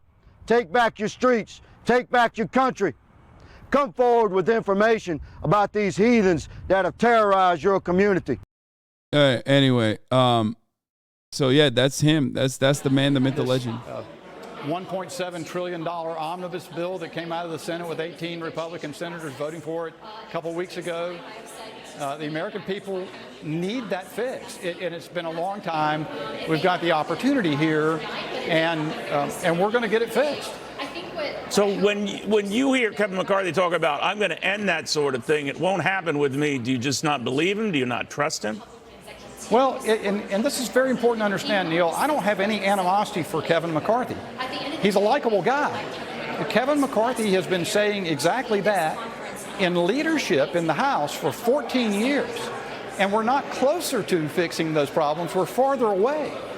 And so it's not trust in the sense that of some sort of personal animosity. I just don't see a reason to believe that doing the same thing in the same way with the same people, advancing the pecking order one notch, can reasonably be thought of as the path to take to make sure. Yes! New from Ryan Grimm, friend of the show. Kevin McCarthy must shut the government down rather than raise the debt ceiling to win support. A Freedom Caucus Republican says, let's go! Let's go. They're making insane demands, brother. That's awesome. We increased. We started out with more than people thought we were going to have. We've increased since then. Right now, Victoria Sparks. It's literally what I told you, bro. They're fucking arsonists. They're political arsonists. On the floor, the conversations on the floor with differing groups. These things are going on. Some of them are not going through the leader's office.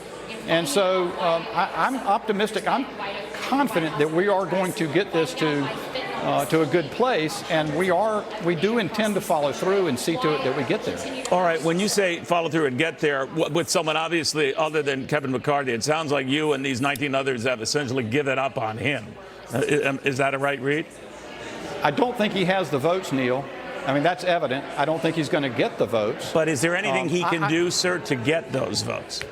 Well, that's why we started working back in the summer, Neil, with two months before anybody would entertain even a conversation with us about how you could build guardrails around to ensure that we could deliver for the American people despite our concerns about Kevin. And somebody could come up with even a better idea than we've been able to suggest so far that would give that confidence. So I've never ruled out Kevin.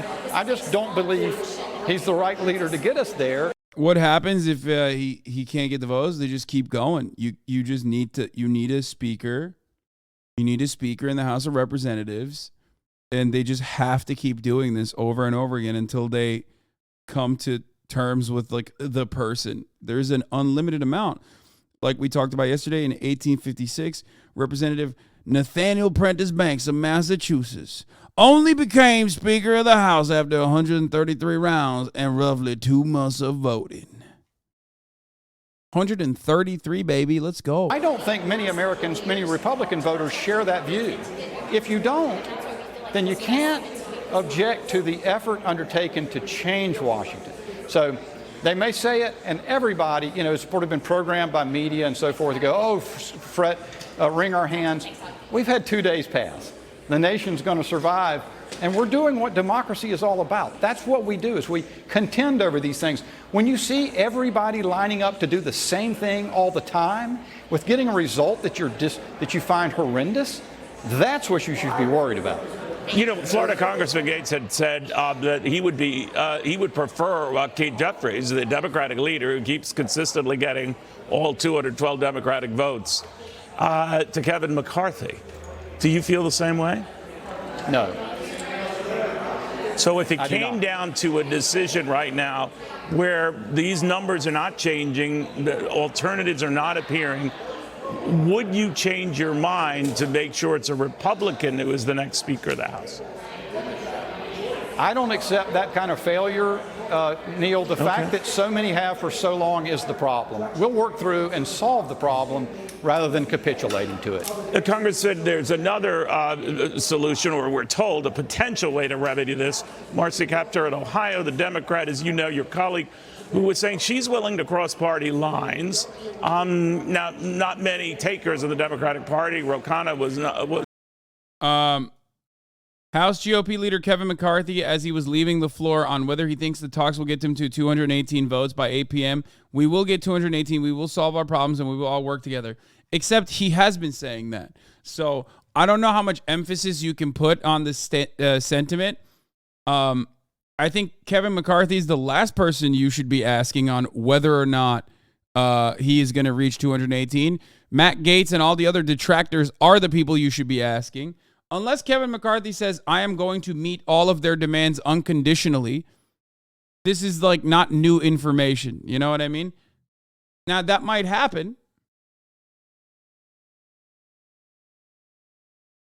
That might happen.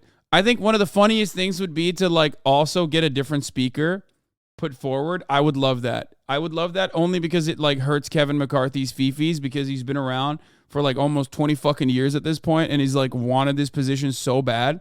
It would be really cool if he didn't get it. It's pretty full-throated. No, I don't think it'll be Jim Jordan, by the way. A lot of people are suggesting Jim Jordan, but the Republicans probably don't want another Dennis Hastert-style situation on their hands. For those of you who don't know, this is already something that happened. One of the longest, I think still to this day, the longest Speaker of the House, Dennis Hastert, a Republican, was literally a child sexual predator. Like he was a pedophile famously, and even went to jail. Still to this day, he was the longest running convicted pedophile, the longest running Speaker of the House. And they put him in that position of power. And he got a fuckload of scrutiny for it. And at the time, the GOP, people suspected he was, the GOP was basically like manipulating him and not saying anything, but like using his pedophilia as a weapon to like control him in any way that they wanted to. But like Jim Jordan also has skeletons in his closet. Ironic because like everyone in this community is aware of this, famously, he turned a blind eye to molestation that was happening when he was he the AD or the head coach. Like this is something that would 100% consistently make the news. The moment that like Jim Jordan is in like a more prominent position within the Republican Party. Yeah, he ignored the molestation that was happening under his wrestling team.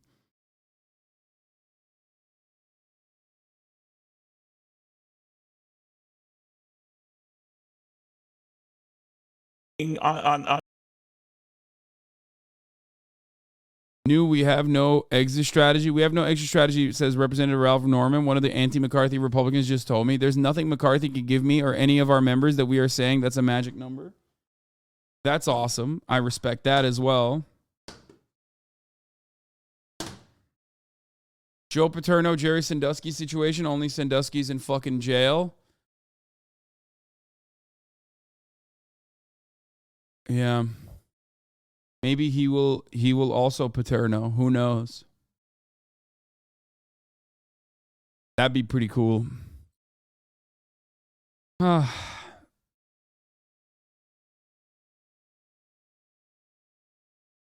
spin. For joining us, McCarthy has now lost 6 times in a row. What's next? Well, you can look at it that way, or you can look at it from the perspective that Kevin McCarthy won the vote among Republicans over 200 members to 26 times. And it doesn't take a rocket scientist or a mathematician to figure out that's a landslide victory within the Republican conference. Of course, it's not enough to earn the speakership, but it just goes to... Yeah, dude. I mean, there's always 2 different ways to look at the same situation, you know? The way you're presenting the truth versus the way I would like to present it.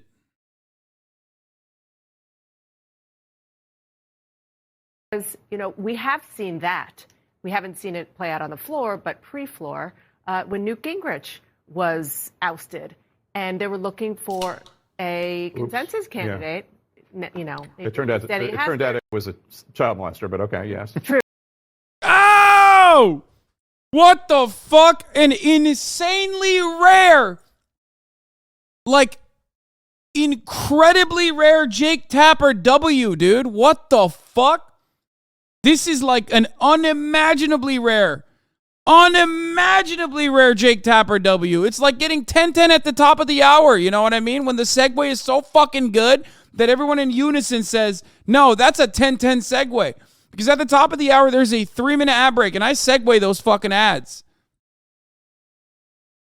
Now, if you no longer want to see those fucking ads, if you want an uninterrupted broadcast experience, all you need to do is subscribe, which you can do for $5 or you can do for free with a Twitch Prime by connecting your Amazon Prime account to your Twitch account. You can also, if you're lucky, get gifted a sub. Let me up. Blasted Save. K. Dowdle. Thank you for the 5 gifted subs, allowing 15 people to no longer see the ads at the top of the fucking hour. None of you saw that coming. Don't lie to me.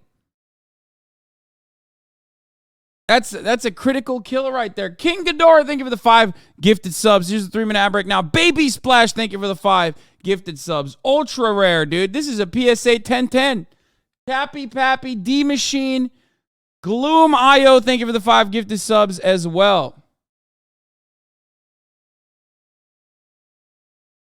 Stand back. I'm going to defend Matt Gaetz. Okay. And I'm also going to date myself further. When Tom Daschle in the Senate was running for Senate Minority Leader against Chris Dodd, neither of them are in the Senate anymore. Snarky Live, thank you for the 5 gifted. Of Senator Carol Mosley Braun by saying, you can have my seat on the Senate Finance Committee. And that's how Tom Daschle became the Democratic leader in the Senate. This is not new. I'm sorry. I get that Matt Gaetz is outrageous in so many ways. Asking for an Armed Services Committee subcommittee chairmanship does not outrage. Well, except that they're anti-swampy, and this seems like a swampy move. Exactly. I mean, he's not wrong. Matt Gaetz's demand is like not that crazy. I am kind of confused as to why he won't reach Matt Gaetz's demand. I think like the only thing he said was like committee positions are not supposed to be assigned on this way. Like, I think basically what he said was like, what Kevin McCarthy's take on the matter is that I'm not giving you a committee position because you're strong-arming me. Like, that's all. That's all it is. I think it's just like ego, maybe. I don't know. Because that demand is not all that crazy.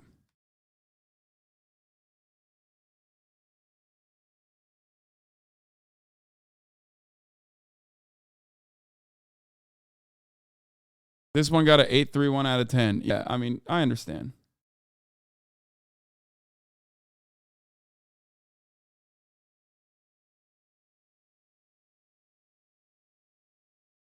I'm wondering what.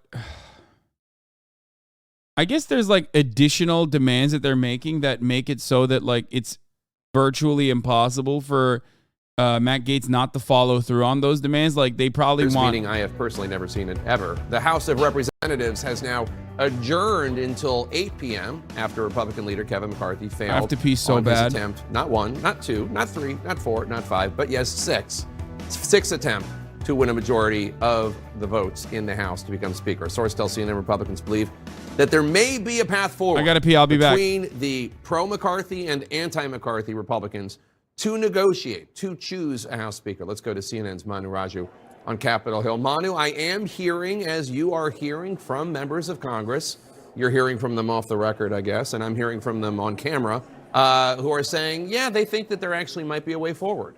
Yeah, and some of them are saying that too, on the record too, Congressman Chip Roy being one of them. Others are suggesting there is not. So there's still very little room for error for Kevin McCarthy. But McCarthy just left the floor on his way in to the Speaker's office. I asked him what he expects going into these negotiations. He said he didn't say a whole lot of them. They can plan to continue to talk. I said, do you really expect after just a few hours here, you can get to 218 votes on the House floor at 8 p.m. Eastern time, just a few hours from now? He said, we will get 218, we will solve our problems, and we will all work together. So he still is maintaining some optimism. It's still unclear exactly how that will happen. But what he has done is he has put together a group of 8 members, 4 on his side who are listening to who have the speakers, the Republican leader's ear, and now 4 on the detractors' side. They are now behind closed doors to discuss what way forward. Now, some proposals on the table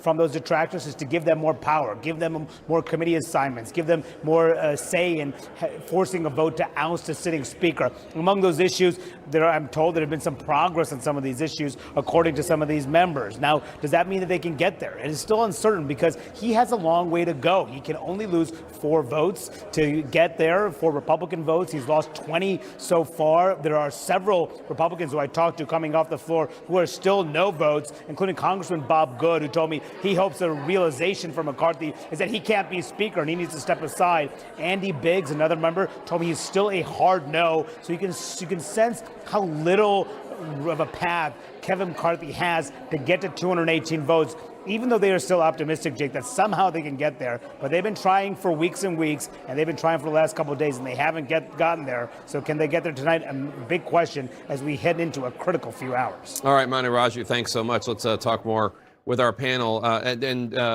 Casey Hunt, I mean, one of the things you clearly hear from the Congressman Bishops and the Congressman Barrs and others, this idea that, yes, we need to reform the process even further. Kevin McCarthy needs to make changes even further. That's from Barr, right, who's pro-McCarthy.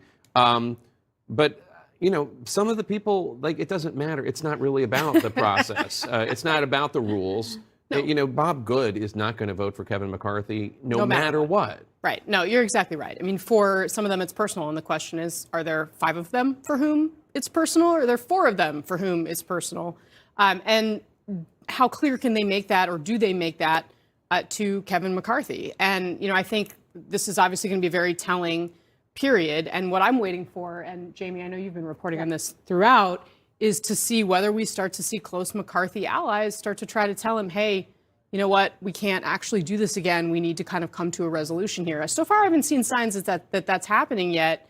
But it does seem like the frustration is boiling over. Dana Bash, is there a deal at all to cut with Democrats to have Democrats vote present or leave the floor to bring the threshold down so that, let's say McCarthy is able to win over 10, but not 14 of these, or whatever the number is that he's needed.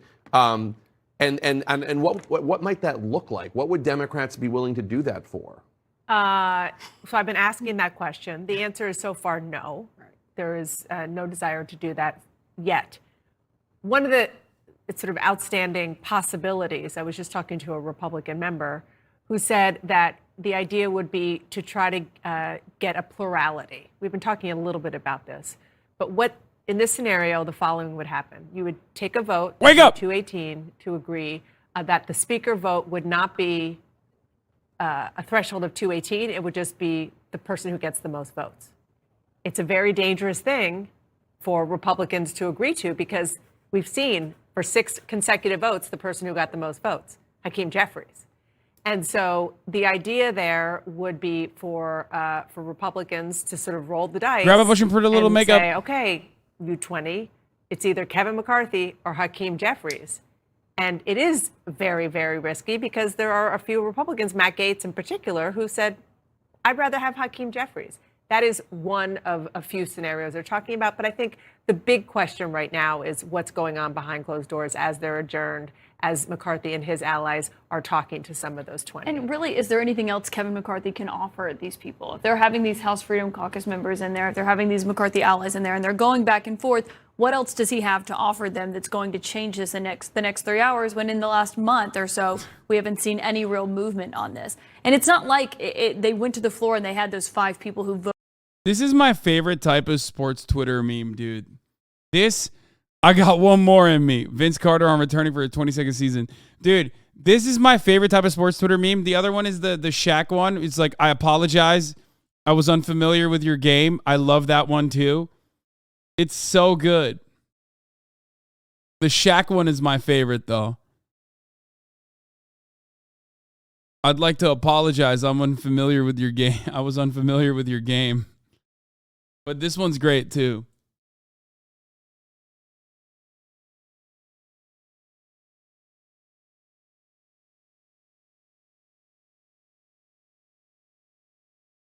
It's not really that good. No, it is good. It's actually very good. I owe you an apology. I wasn't really familiar with your game. Shaq to Christian Wood after his 27-point performance versus the Spurs.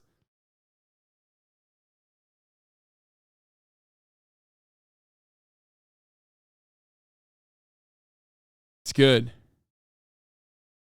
We talked about Marjorie being jealous. All right, let's said the following to me. There's only 3 people that can hear, right? Okay. You get to guess. Short of a seance. Right. How do you negotiate with people hope she's not calling any halfway houses. But anyway, moving on. How do you negotiate with people who don't want to negotiate? Right. And the person went on and said, quote, "The Suicide Squad is locked in. It is like watching someone burn down their own house because the flames excite them." Oh, I have so many thoughts about who this could be. You could only imagine. I'll give you one guess. But can we just go back for a second to the Democrats? As Dana said, this is a no for them. This is a hard no for them. Can you imagine in a million years if the roles were reversed and Nancy Pelosi was in this situation? The Republicans would never, ever make a deal. Yeah, but I agree with that. And I think it's in the Democrats' political interest to watch, Mike Pence's fly.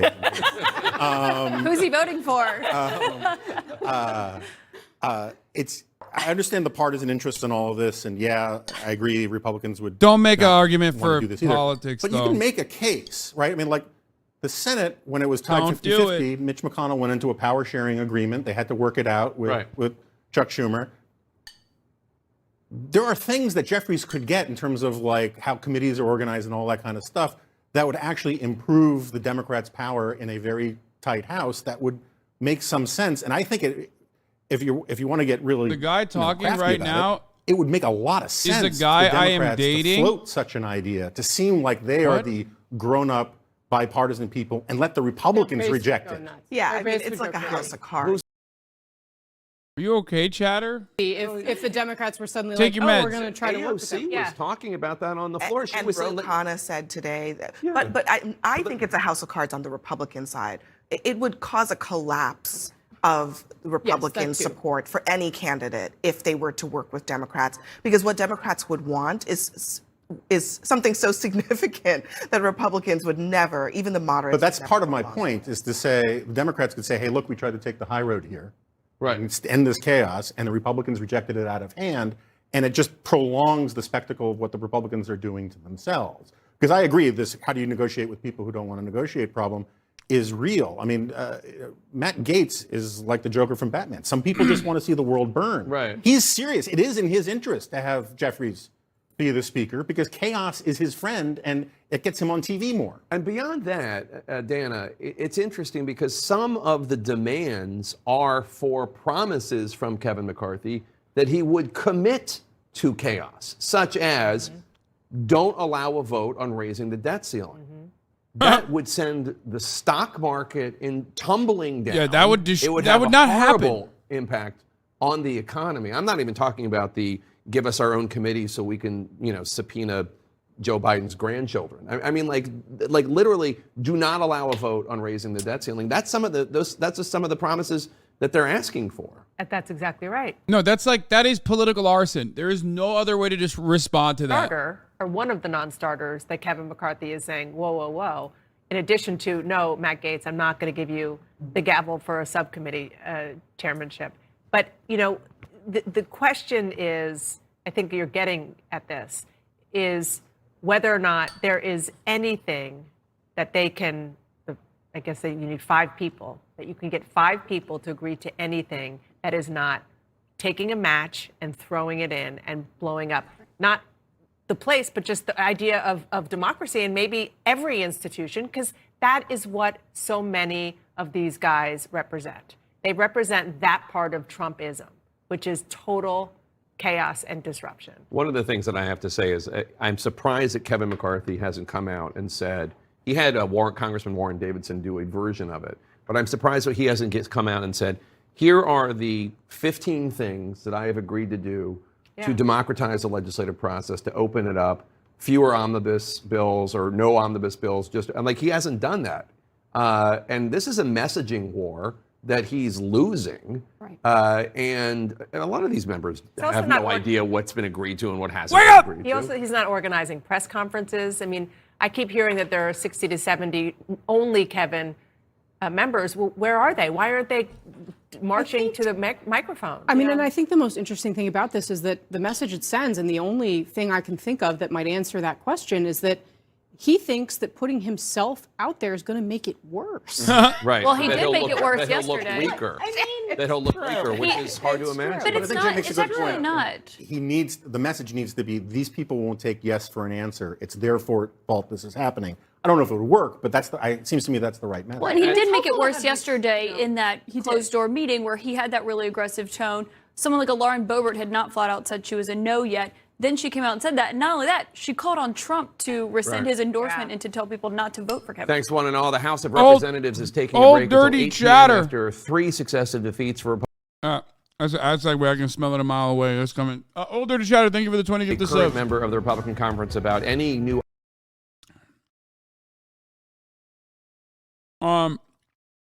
That's where we're at with the trying House. to continue to engage in talks. Oh, meanwhile, behind the scenes, but we will see. Meanwhile, Joseph Robin and Brandon. Joseph Robin and Brandon is in Kentucky, talking about $2 billion. $2 billion in spending for Kentucky infrastructure in particular.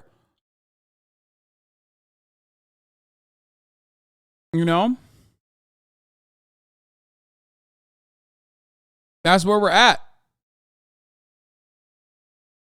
Do you have breakfast or is lunch your first meal? Lunch is my first meal. Also, really good news, wonderful news. At least one House Republican agrees with my gauntlet idea. Here it is, Jeff Randrew. Without any movement, party leaders should get everybody back in the caucus room and start beating the daylights out of each other until we get somewhere. And unsurprising to no one, he is a Republican from New Jersey. He compared the process to Dante's 9 Circles of Hell. I'm in at least one of them right now. That's right, ladies and gentlemen, the dream is alive. It has not gone away.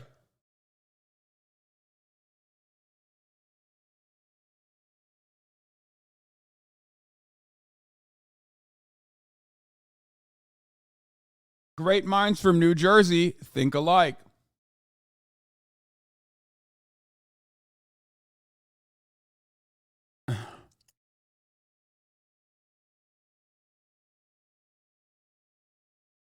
Anyway, let's listen to CNN anchors discussing Gates mocking Trump's plea vote for McCarthy. Big reasons Kevin McCarthy is in. So this is actually a big part of the problem, or not a big part of the problem, but like a big addition to the political drama cycle. Donald Trump has pled to get people to vote for Kevin McCarthy on Truth Social, and these like supposed, extremely right-wing Republicans are not necessarily listening to him. This mess is because he gave the former president oxygen after January 6th. Yes. He went down to Mar-a-Lago and opened everything back up for him when he could have done the opposite. There's McCarthy right now trying to make his way through a throng of journalists and cameras. Right, you can't hear him. But the calculation was that Trump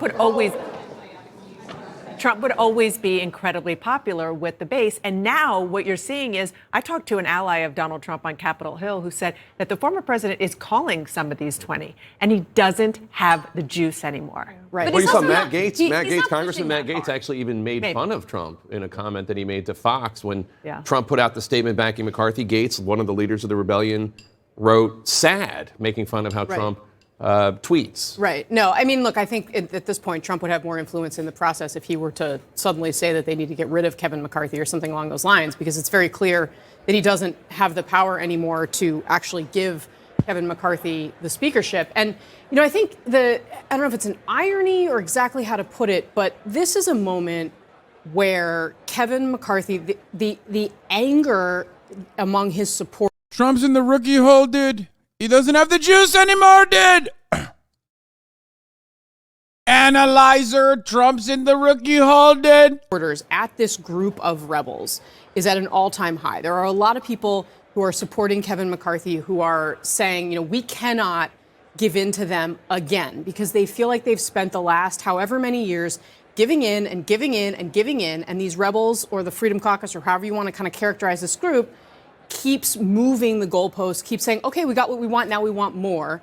And a lot of the rest, the governing wing of the conservatives, they're fed up with it. But Kevin McCarthy has indulged them at every single turn, and this is the fruit of that. So there are, let us acknowledge that there are legitimate things that this group of rebels has asked for. Some of the things, 72 hours between introducing a bill on the floor and voting for right, but it, Kevin McCarthy's given them that. Right. No, I know that. But here's another one from one of the rebels, Congressman-elect Josh Burkeen, who one of the things in his press release yesterday says that when his mentor, Tom Coburn, served in the seat, more than 50% of all major bills operated under open or modified open rules and could be amended on the floor. A balanced budget was accomplished in that era. Today, 0% of major bills could be amended on the floor, absent permission, blah, blah, blah. But the point is, it's actually like a very detailed request. I want this rule that would allow us to amend bills in an open process without the speaker just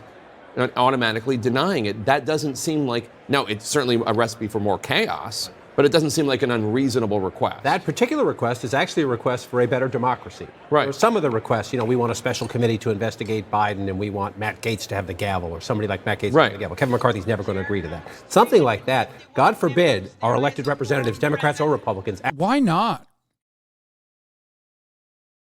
That's the problem here. Like, he should.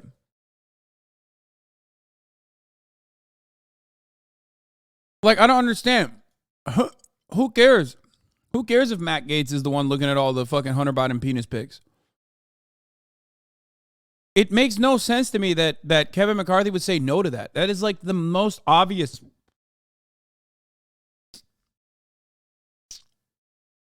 That's the most obvious Yes. Actually have to go to the floor and debate policy. Right. And vote on amendments, right? But the leadership doesn't want that. And if you're Kevin McCarthy, you don't want that because your majority is so narrow that the Democrats could actually pass amendments. They would only need to find a handful of Republicans to go with them to pass amendments. So as a power play, Speaker McCarthy doesn't want that. But to the Trump point, Trump is popular with the base, and he's popular with most of the House Republicans. But there's a huge difference between popular and powerful. Trump is not powerful anymore. They don't see him as powerful. They do not fear him. The other message, yes, the main thing they want is Kevin McCarthy's scalp. Because they view him as K Street. But they're also sending a message, Jake, to everybody else, that we will have a Speaker of the Month club unless you give us more power, because we will have the votes to remove whoever gets the job. Good evening and welcome to Tucker. We already watched Tucker Carlson, and we already watched AOC. There's more on the saga. George Santos, speaking of politics, speaking of Congress's most fortunate son, best son, George Santos, started lying on his new official government website, taking the oath to office, swearing in as a member of the 118th Congress. George Santos posted this on January 3rd. Problem is, he's still Congressman-elect. He, unfortunately, has not been able to swear himself in as a member of the Congress yet. Okay? It's like one of those things where it's silly, it's dumb. It's most likely an accident, and most freshmen probably did this regardless.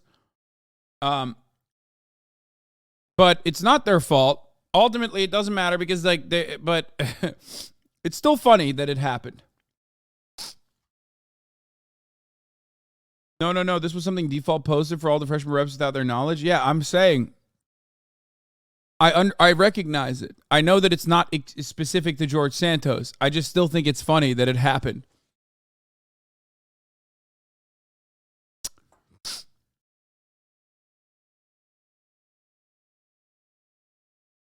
It's not a freshman. It is frosh or first year. Okay, stop. We're not doing the Stanford thing, even ironically, okay? Here's another one about the Trump involvement and the Kevin McCarthy pushback.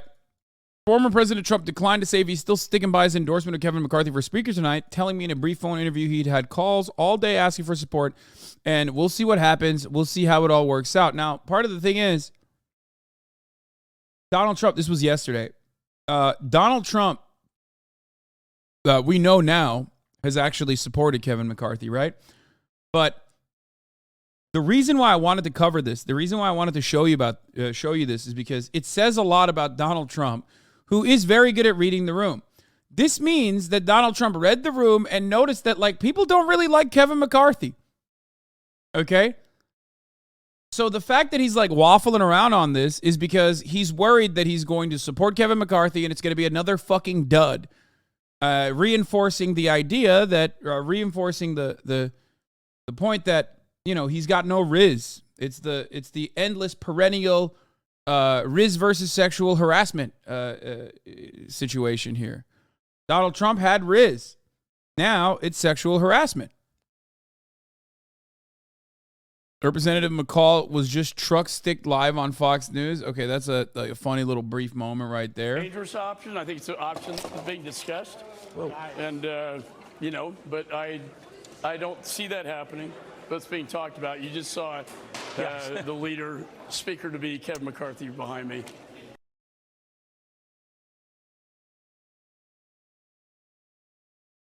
It's just very much a personality issue. And so I think tonight is very critical. We're at a critical mass. And I know that's why Leader McCarthy is meeting with many of these 20 or so to see what more can be done. So the question is, on the rules changes, McCarthy conceded almost every request that was made to him. And then the question was posed at our conference, what more do you want? And they couldn't answer that question.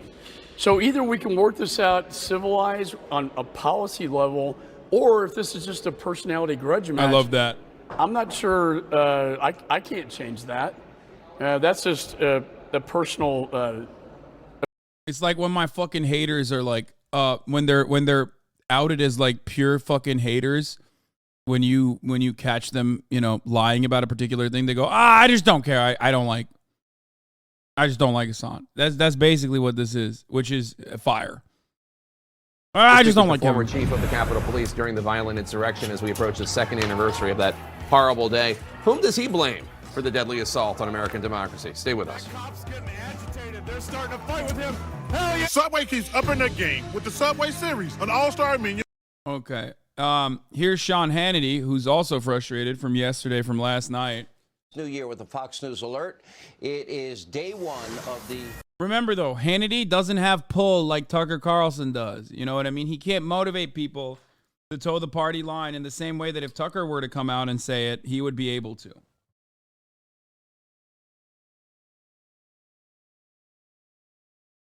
It's a weird situation because it's like, as I've said already, it's damned if you do, damned if you don't, kind of, because like Republicans are basically now forced into, sleeping in the bed that they made, where they listen to like the most insane parts of their base for years and years and years. Okay?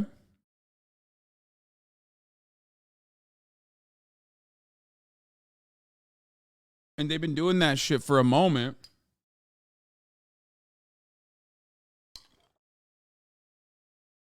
And now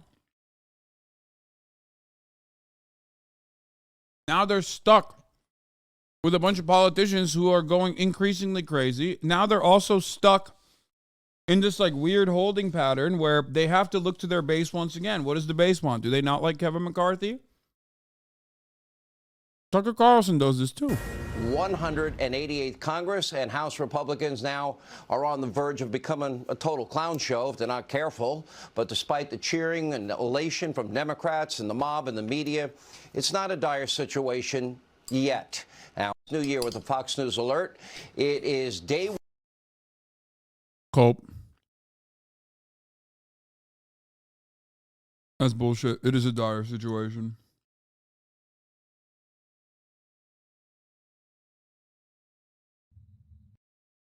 Oh, Ben Shapiro had some fire takes on the matter. Even his tweet on the issue was correct. Of course. I can't believe since we made Weeby mod, he has like stopped completely sending me all the Ben Shapiro videos that he normally watches on his own for fun. So that makes me kind of sad. You changed, Weeby. Of course, Democrats are jubilant. They're in the minority. They lost control, and the Republicans are busy fighting with each other. Now, again, does any of this have real high stakes? No. Somebody will be elected Speaker of the House. In the end, it will probably be a Republican. It will probably be Kevin McCarthy. And then we'll all go back to sleep. This does not have widespread consequences. What it does do is it again underscores one of the reasons Republicans did very poorly in the last election cycle. And one of the reasons Republicans did very poorly in the last election cycle is a general perception that Republicans are incompetent and foolish. It's not because people like Democrats. People don't like Joe Biden. People don't like John Fetterman.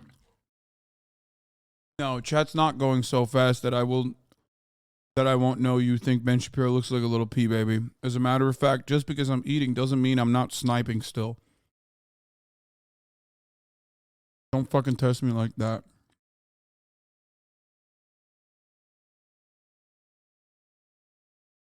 Also, I agree with you. He does look like a little pea baby. I don't even know what that means, but I agree. People don't like Raphael Warnock.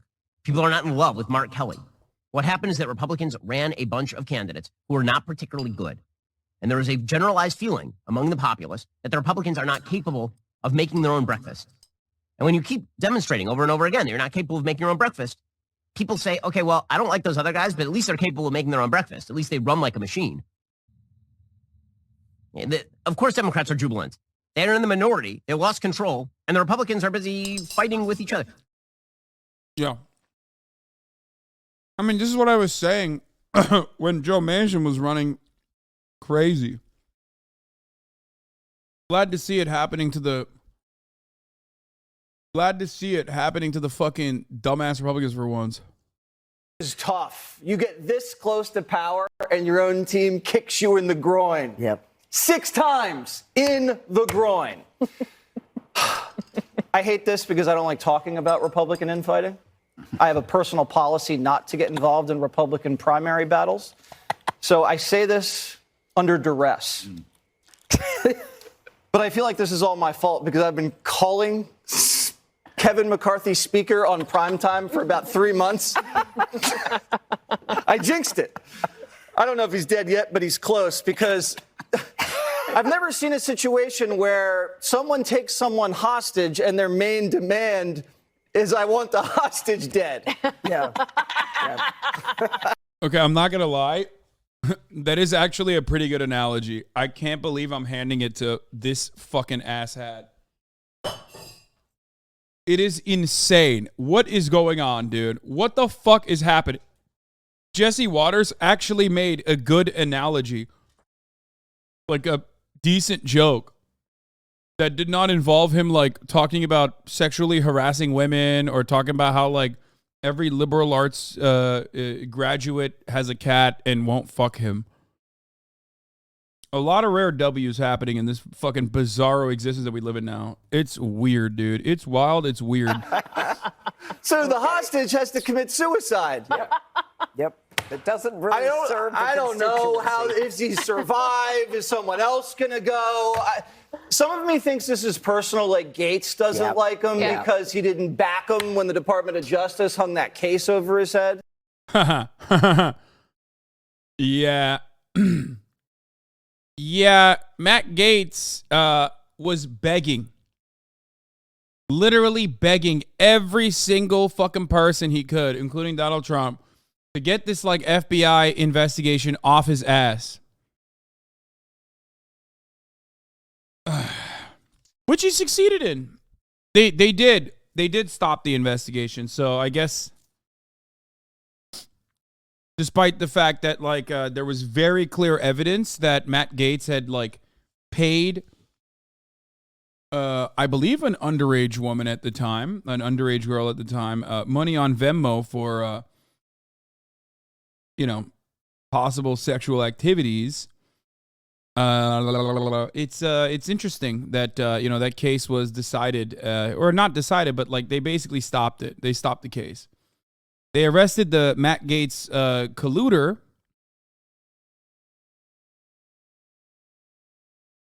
But not Matt Gaetz. Oh, it said school. Yeah. Right.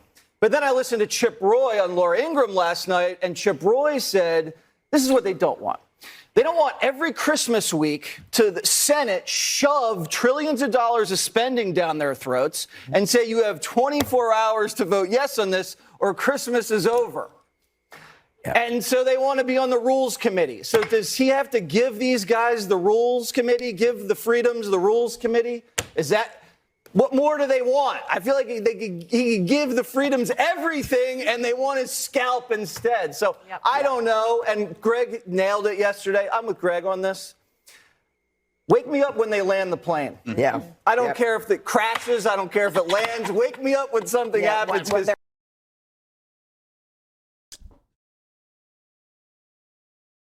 He's right. He's literally correct. And not only is he correct, but he also made like a pretty solid analogy. Oh, God. Former Capitol Police Chief says House and Senate Sergeant at Arms delayed his request. Oh, God. I don't care. Oh, my God. Liberals love January 6th so much they want to fucking marry it, dude. Liberals, if given the opportunity, would fucking marry. Okay? Would marry January 6th. They would do it. They're in love with January 6th.